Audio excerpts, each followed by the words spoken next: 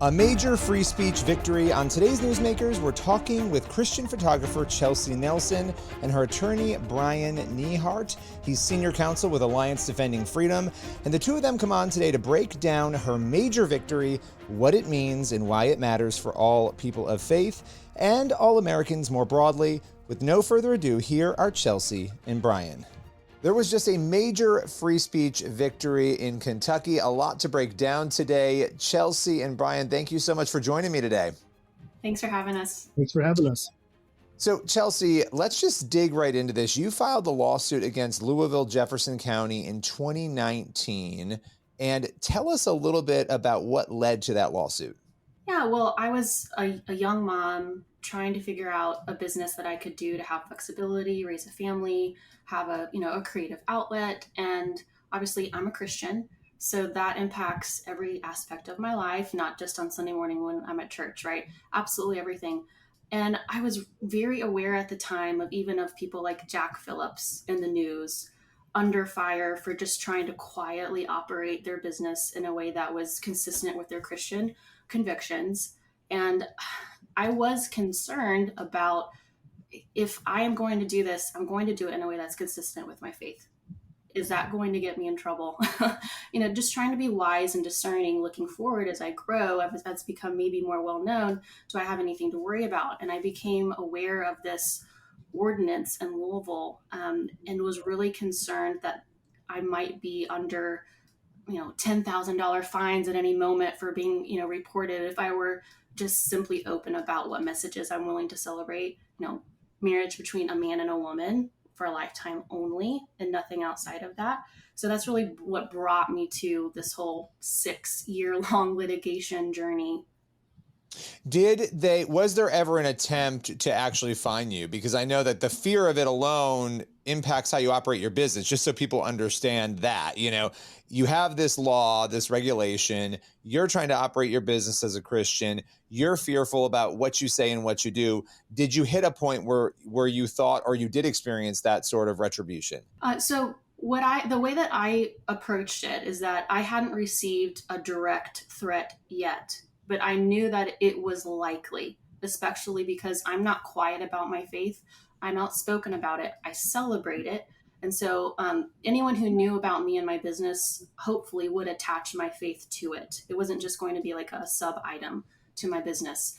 And so what I decided to do was proactively seek clarification. Just be like, this is exactly what I would like to put on my website so everyone knows where I stand and what I believe. Can I do that?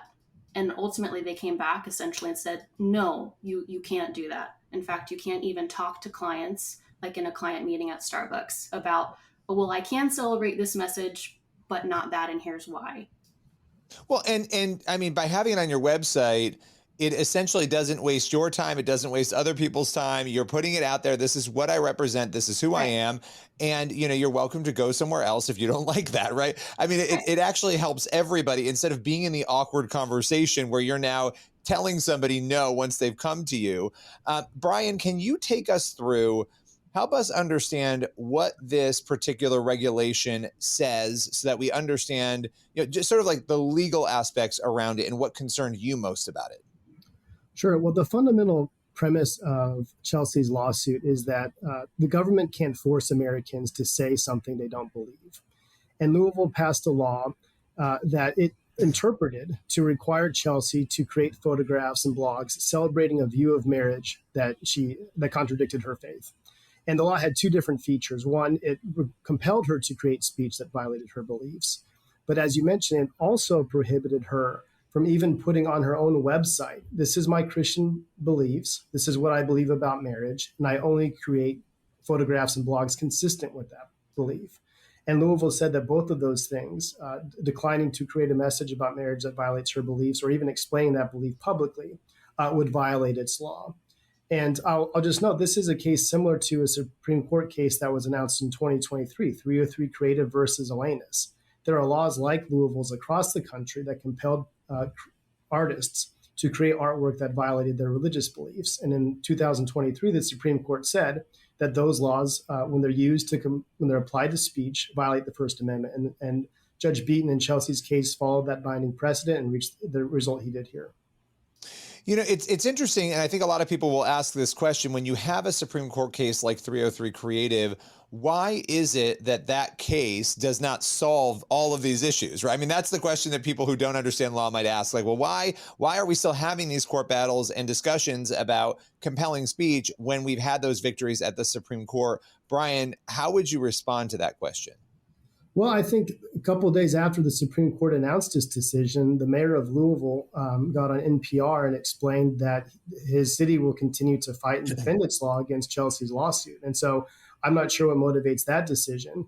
But for sure, the principles that were announced in 303 Creative and that the Supreme Court has relied on for decades support the principle that a photographer who creates an image that promotes a particular idea, emotions, those kinds of things, the government can't use laws to compel a photographer to create an image that contradicts their faith. And that's well established in First Amendment principles.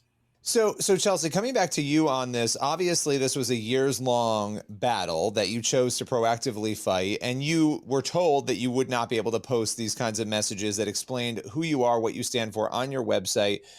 What was the reaction like? How did you deal? Because whenever you are in a legal battle like this, a lot comes with that. You have supporters, you have detractors. How did you deal with that element of this case?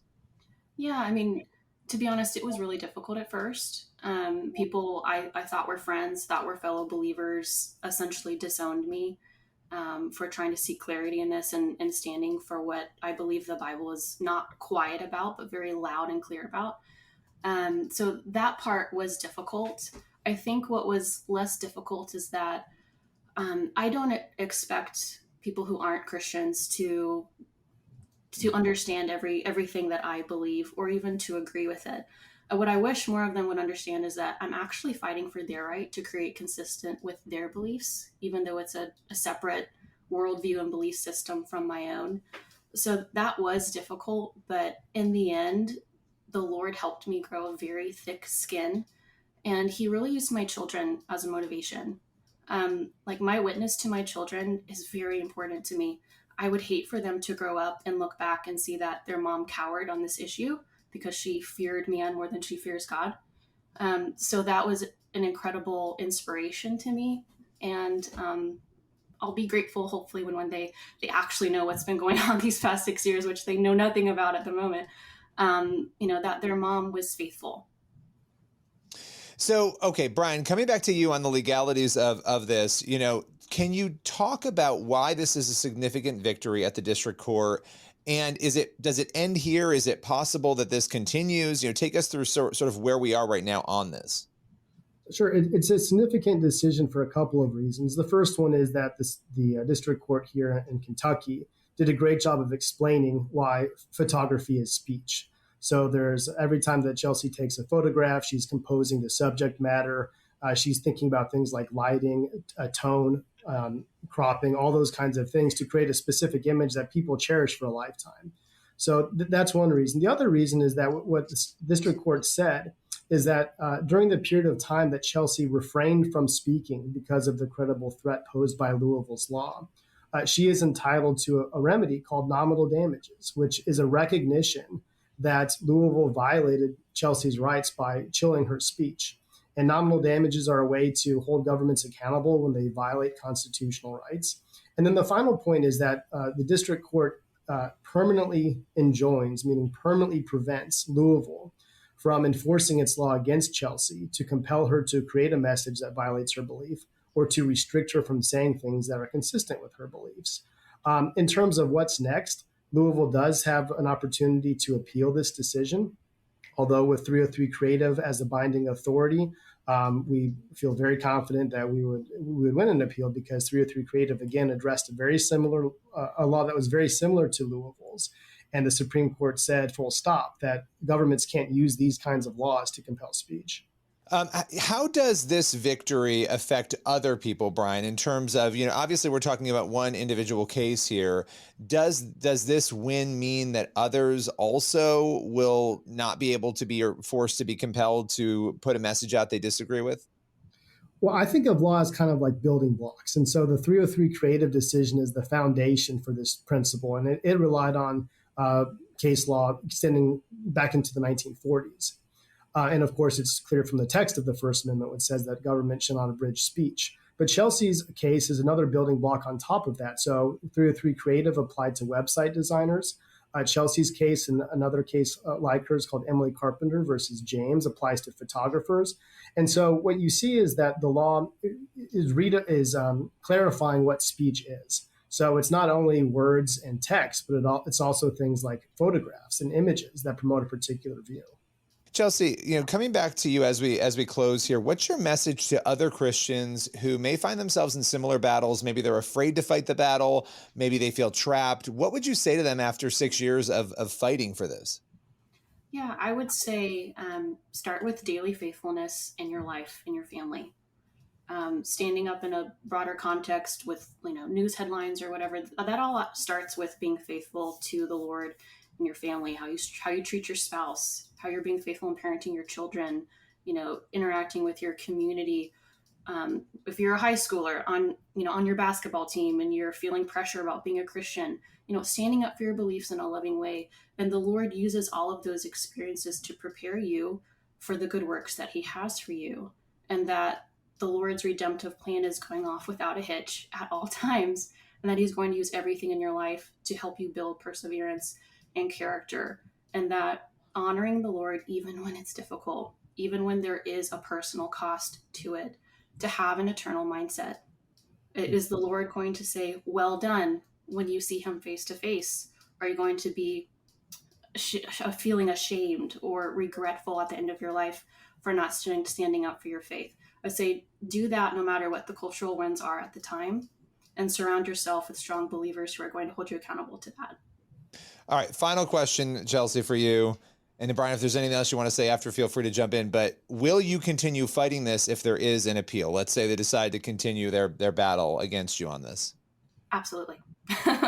Without a doubt. No. This is a ride or die situation for me. I want to honor the Lord in this area. I want to protect free speech for everyone. And I'm grateful that the Lord's used this case in so many ways, even though it's taken a lot longer than I ever would have anticipated. I'm hopeful that we can take the win and move on and turn the page. Well, I want to thank you both for coming on, breaking this down. It's an important story, and appreciate your courage in standing up the way that you have. Thanks for joining me. Thank you so much. That's all for today's Newsmakers. Make sure you head on over to the CBN News YouTube channel and cbnnews.com for more of the news you need to read. We'll see you again tomorrow.